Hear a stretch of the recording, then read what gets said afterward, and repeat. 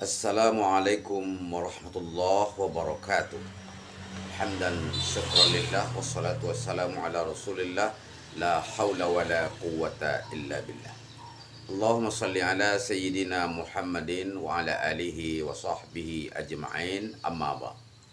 Para pemirsa dimanapun berada yang dimuliakan Allah, kembali kita lanjutkan kajian kita pada hari kemarin bahwa ada 12 macam penghalang kita masuk surga.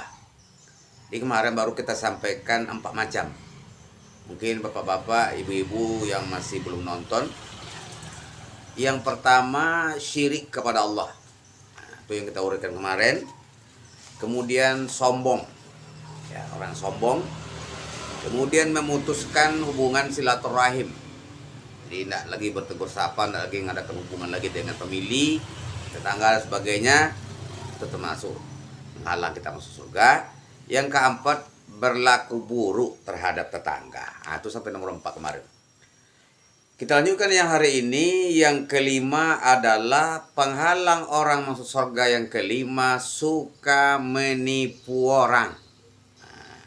La yadkhulul jannata khabbun wala bakhilun wala mannan. Tidak masuk surga orang yang menipu, pikir dan suka membangkitkan kebaikannya. Yang kelima ini adalah orang yang suka menipu orang.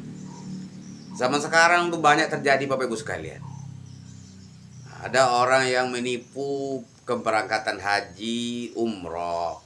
Kemarin kita lihat di televisi, kita melihat ibu-ibu, bapak-bapak kita yang menangis, ya, histeris karena apa? Uangnya sudah habis tetapi tidak jadi diberangkatkan.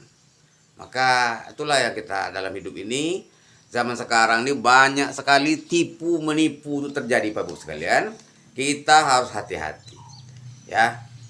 Pergi umroh pun, pergi haji pun banyak orang yang sudah tertipu. Terjual sawah ladangnya untuk pergi haji dan umroh. Nyatanya uangnya diambil oleh orang lain. Tak tahu kemana mau diambil, kemana mau minta. Mereka sudah lari. Orang yang menipu kita itu, dia bisa lari dari manusia, dia bisa lari kemana-mana, tapi dari keputusan Allah, lari daripada hukuman Allah, dia tidak akan bisa. Maka bersabarlah Bapak Ibu yang pernah tertipu oleh orang. Orang yang menipu itu akan disegerakan oleh Allah, ya. Apalagi orang tuh berdoa pula, doa yang teraniaya akan sangat diijabah oleh Allah Subhanahu wa ta'ala.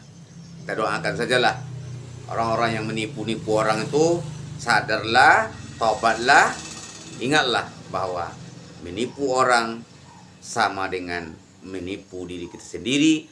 Maksudnya apa? Apa yang kita tipu orang itu akan kembali pula, kita dan keluarga kita akan ditipu oleh orang lain. Bapak Ibu sekalian, jemaah saya ada bercerita ada sekitar 40 orang itu Pak yang kena tipu tuh. Saya tidak sebutkan namanya. Sudah bertahun-tahun dia mengeluarkan uang Pak.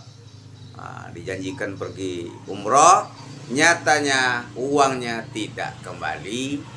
Tidak tahu ujung pangkalnya ceritanya. Itulah yang terjadi.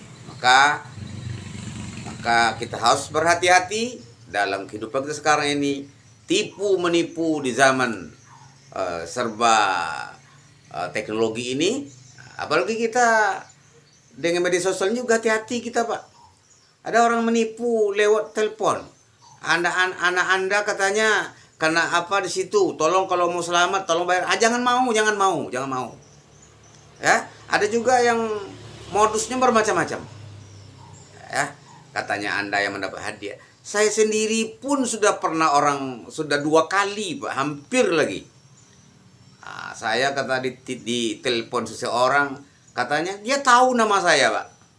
Pak Taufik, Anda kan sudah pensiun, Bapak terpilih katanya. 3 orang sebagai penerima hadiah segala macam lah. Untung saya cepat sadar, ya. Jadi kita zaman sekarang ini berhati-hati kita, banyak orang tipu menipu. Maka sadarlah, orang yang menipu orang itu Kalaulah berdoa orang kena tipu itu akan disegerakan azabnya oleh Allah Subhanahu wa taala. Bapak Ibu yang saya hormati, yang keenam kikir. Nah, dalam Al-Qur'an sebutkan tuh, wa amma man bakhila wastaghna wa kazzaba bil husna fasanuyassiruhu lil usra. Siapa yang bakhil, kikir. Nah, kikir itu disebutkan juga. Ada pula pembangkit itu Pak, namanya ittaqus syuh. Syuh fa inna syuh ahlaka man kana qalbakum hamlahum ala ansafaku dima'ahum wastahallu maharimahum. Rawahu Muslim. Jauhilah olehmu syuh. Nah, syuh itu apa tuh Ustaz? Syuh itu adalah kikirnya yang berlebihan. Saya pernah ngasih contoh Bapak Ibu sekalian. Orang yang syuh itu ya, ketika ada makan bersama lah dengan teman-teman, orang yang syuh itu bermacam-macam cara dia Pak. Ada syuh, ada bakhil. Kalau orang yang bakhil itu kalau bawa makan katanya BM, bayar masing-masing. Dia nggak mau bayarkan orang. Tapi kalau syuh, parah lagi dari itu. Jangankan untuk orang lain, untuk dia sendiri nggak mau bayar. Itu syuh namanya.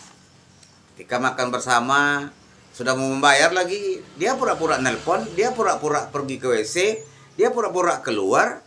Nanti orang rumah makan menagih, terpaksa lah kawan tadi yang bayar.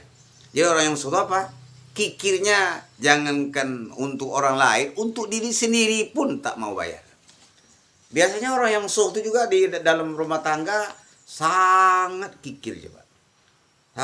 Mau makannya itu selalu dia apa kan?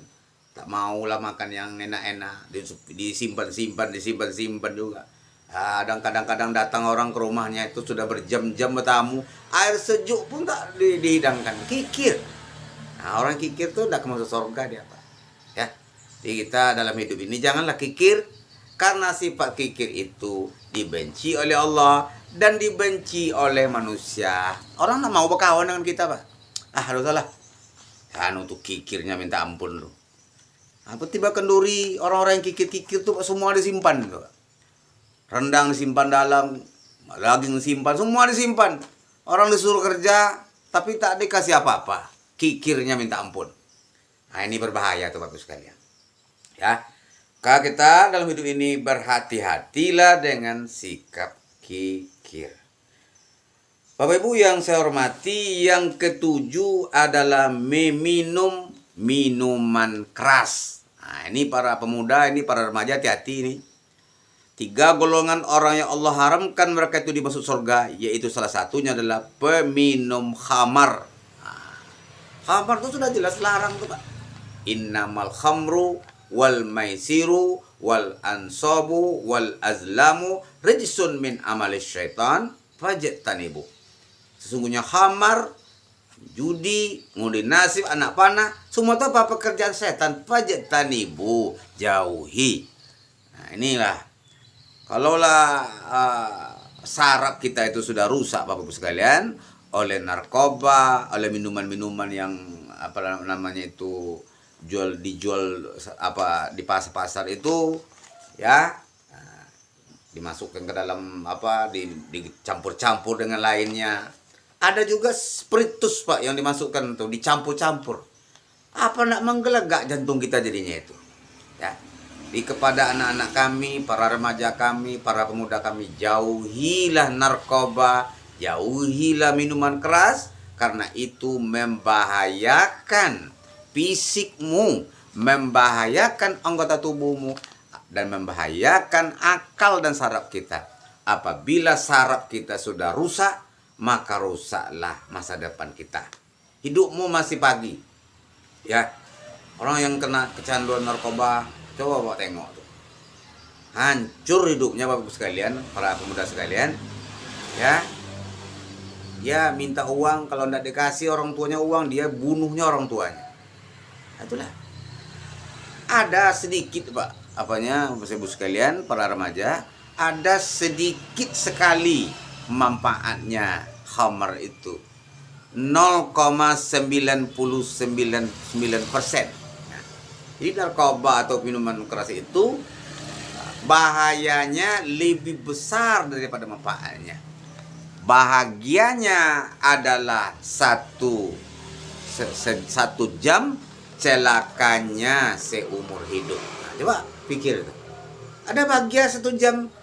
Kata orang yang ngisap candu itu tasa sorga katanya. Sorganya 1 jam. Tapi celakanya seumur hidup. Hati-hati para remaja. Apabila otakmu sudah kecanduan oleh narkoba, itu pertanda hidupmu akan hancur. Maka saya sekali lagi menghimbau, jauhi narkoba, karena akan menghancurkan masa depan kita.